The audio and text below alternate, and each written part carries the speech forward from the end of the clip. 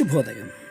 Global బెతేనియా Calvary ministry తరపున ఈ పునరుద్ధాన యొక్క దినమయందు మరొక్కసారి మీ అందరితో కూడా కలుసుకొని దేవుని యొక్క పరిశుద్ధమైన మాటలు ధ్యానించటానికి దేవుడు నాకు ఇచ్చిన మధురమైన అవకాశాన్ని బట్టి నేను దేవునికి ప్రత్యేకమైన వందనాలు తెలియజేస్తున్నాను. చాలా సంతోషం అండి. ఈరోజు ఈ మాసం యొక్క 2వ ఆదివారంలో మనం చేరుకుంటున్నాం. ఎవరు కూడా తప్పిపోకుంటున్నట్లుగా మీరందరూ కూడా సిద్ధపాటు కలిగి దేవుని మందిరానికి వెళ్ళాలని మనస్ఫూర్తిగా కోరుకుంటూ ఈరోజు కూడా పరిశుద్ధమైన వేద గ్రంథంలో నుండి మరొక చక్కటి మాటను చదువుకుందాం. కీర్తనల గ్రంథము 103వ అధ్యాయము 3వ వచనాన్ని నేను చదువుతున్నాను. దయచేసి గమనించండి. కీర్తనల గ్రంథము 103వ అధ్యాయము 3వ వచనము. ఆయన నీ దోషములన్నిటినీ క్షమించువాడు, నీ సంకటములన్నిటినీ కుదుర్చువాడు. దేవునికి స్తోత్రం కలుగునుగాక. అవును ప్రియులారా, మన పాపములను క్షమించబడినప్పుడు రోగాల నుండి మనము స్వస్థత పొందుకుంటాం. స్వస్థత పరచుటకు, పాపముల నుండి క్షమించుటకు యేసుక్రీస్తు వారికి అధికారం ఉంది. అంతేకాదు, ఆయన నామములో స్వస్థపరచుచు అధికారము ఆయన శిష్యులమైనటువంటి మనకు కూడా దేవుడు అనుగ్రహించి ఉంటున్నాడు.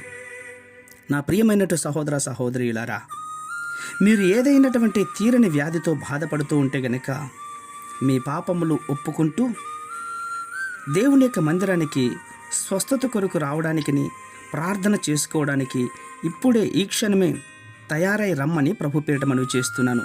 ఎందుకంటే ఆయన మన దోషములన్నిటినీ కూడా క్షమించేవాడు, మన సంకటములన్నిటిని కూడా కుదుర్చేవాడు. కాబట్టి ఈ రోజుల్లో చాలామంది యేసుక్రీస్తు నామములో స్వస్థతలు పొందుకుంటూ ఉన్నారు.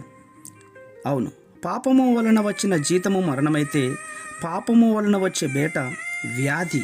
అవును, వ్యాధులకు మరణమునకు గురి చేసే మనలను నాశనం చేసే ఈ పాపమును తీసివేసి మనకు నిత్య జీవమును, నీతిని, ఆనందమును, ఆరోగ్యమును ఇచ్చే యేసుక్రీస్తు ప్రభు దగ్గరికి రావటానికి ఆశపడాలి.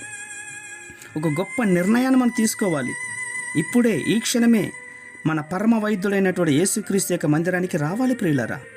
అప్పుడు నీ సకల వ్యాధుల నుండి, నీకున్న బాధల నుండి, నీకున్నటువంటి సంకటముల నుండి నా దేవుడు విడుదలిచ్చేవాడుగా ఉన్నాడు. అంత మాత్రమే కాదు, సంపూర్ణమైనటువంటి ఆయుష్ ఆరోగ్యములతో నువ్వు జీవిస్తావు. ఈ లోకంలో ఎన్ని వైద్యాలు, ఎంతమంది డాక్టర్లు, ఎంతమంది ఆసుపత్రులు తిరిగినా కూడా నయమ కానటువంటి వాయిదాలన్నీ కూడా నజరుడిని యేసయ్య నామములో ఈ క్షణములోనే స్వస్థత పొందుకుంటావు. అట్టి కృప దేవుడు మనకందరికీ కూడా అనుగ్రహించునుగాక. పరిశుద్ధమైన మా ప్రియ పరలోకపు తండ్రి, నిజమే నాయనా, నీ సన్నిధానంలో మేము వచ్చినప్పుడు మా దోషములన్నిటిని కూడా మీరు క్షమించే దేవుడు అని మేము నమ్ముచున్నాం. ఈ మాటలు వింటున్న వారందరూ కూడా ఆయా స్థలములలో, ఆయా ప్రాంగణములలో కుటుంబ సమేతంగా మీ మందిరానికి వచ్చే గొప్ప భాగ్యాన్ని మీరు దయచేసినందుకే స్తోత్రాలు అర్పించుకుంటూ చిన్న ప్రార్థనను మా రక్షకులను యేసయ్య నంబట అడిగి వేడుకుని పొందుంటున్నాం మా తండ్రి. ఆమేన్, ఆమేన్, ఆమేన్.